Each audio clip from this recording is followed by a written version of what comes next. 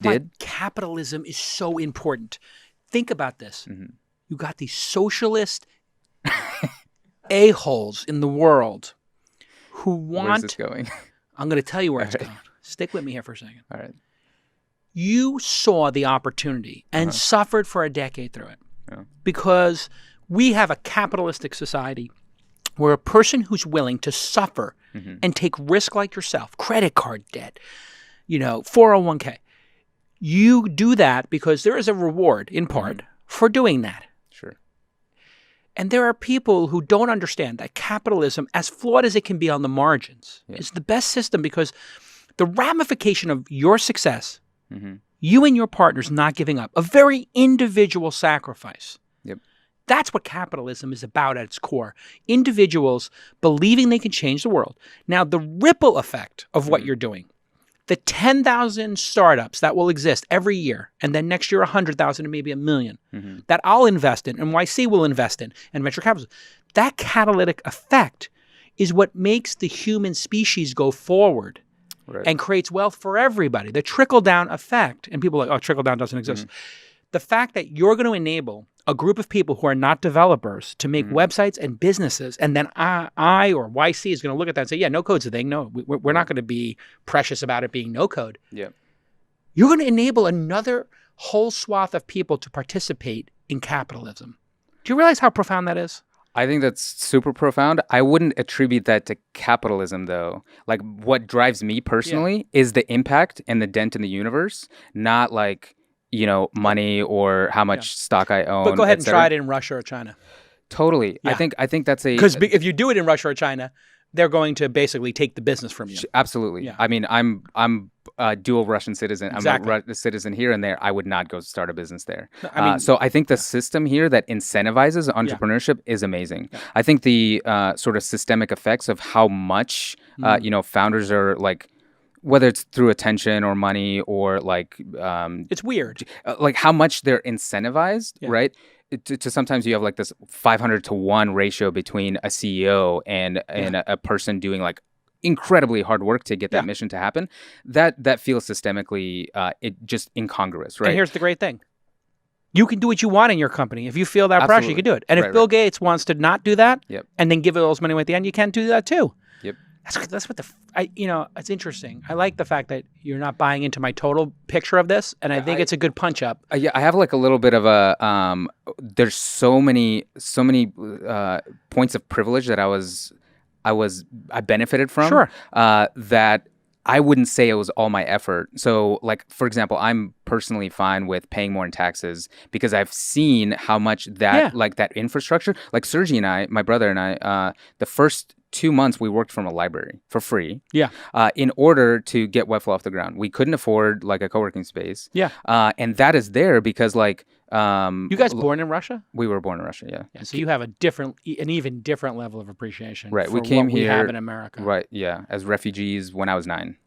So that's the other crazy thing about this goddamn president who wants to stop people like you from coming into this country. This is why we have to stop this maniac from deploying an immigration policy that will stunt our ability to have people like you come here. It's short-sighted. It's xenophobic. It's literally what's the goal there? To rile up kind of more white supremacists to support them.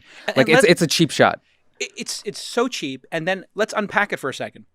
We allow you, Russians, from a communist authoritarian country to come here. You appreciate that opportunity so much. Absolutely. That you are willing to work for a year to build this company. You create massive wealth for a large team of people that enables the next generation of builders. If you weren't allowed into this country, you had to stay in Russia, what would you be doing? Okay. Working for the state as a hacker? So even worse. I just have to share this story because my direct cousin, so my mom's sister's son, who was same age as me, we grew up together just down the street. They ended up moving into our house once we left Russia. I visited Russia in 2007 with my wife, and I had a conversation with him around like what he's doing for a living. He gets up so his job is to work for a government agency that gets paid by, I don't remember if it's the World Bank or the IMF, some sort of international NGO, organization yeah. that incentivizes countries, especially BRIC countries, to reduce carbon emissions. So his job is to go like find leaks in pipelines, gas pipelines, and close them, and then document that and make sure that it's listed in like some monthly ledger, and then the local government gets paid for that. That's his job from 10 to 5. From 6 to 9:30, his job is to go and open leaks in pipes so that he can discover them later in the day. Oh my Lord. So like how dysfunctional. And complete hit on his like morality. He hates doing this, right? This is the only thing he can do to put food on the table. Yeah. He like his like the boss that is working at the kind of crony local government. Yeah. Like this makes me feel terrible just talking about this. He has complete control over my cousin, and he's like just heartbroken that he has to do this work, and that I'd probably be doing something like that. Yeah, like, this is the problem. See, socialism, it looks like a great on paper. Everybody shares equally, yada yada, and then you put people in charge, and the human nature is it turns into totalitarianism, and you know that because you lived it. Mm-hmm. You got a generation here who thinks, that sounds pretty good to me. Mm-hmm. Yeah, let everybody get the same thing. Let's have no incentive structure. And then when you have no incentive structure, you know what people do? They create it. They create it in the underground. And they start paying people off in corruption, and power corrupts. Yeah, it's not to get too political here, but I think it's a spectrum. It's a spectrum, right? Of course, yes. A safety net. The reason it actually took me 2 years longer to start Webflow because I was worried about health insurance. Yeah, I would have started it earlier was there a safety net where I didn't have to worry about my kids being sick. It is. Socialism is completely a spectrum. Mm-hmm. We give K through 12 in this country for free. Absolutely. If we gave pre-K through 14, which would be like, or nursery school plus 2 years of trade school, it's no difference. It wouldn't be any sweat off our backs here to do a little bit. But if you present it as free college and the interpretation is go $200,000 in debt to some crazy school as opposed to a trade school for 2 years, then that's the incentives are not aligned. Yeah, and you have things like things that are just like straight up bad for business, but they feel like they're being anti-socialist. So for example, the United States is one of the only, actually I think the only developed country that has 0 mandated parental leave weeks. Yeah, that you can't leave a job without risking losing it. Yeah, it's crazy. It's just nuts. Like it's bad for the businesses where those people work, for them to be freaked out or not being 100%. able to so there's like a huge gradient where we can't let kind of, I don't know, like the great thing about the discussion we're having here is you and I maybe don't agree on everything. Sure.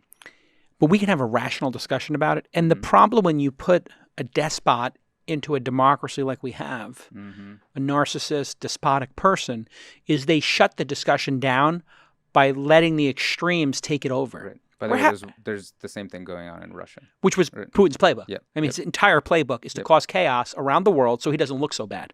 Right? And to make people feel like, well, you know what? Look at America. Like, they're killing each other based on the color of their skin. Like, maybe the bread line's not so bad.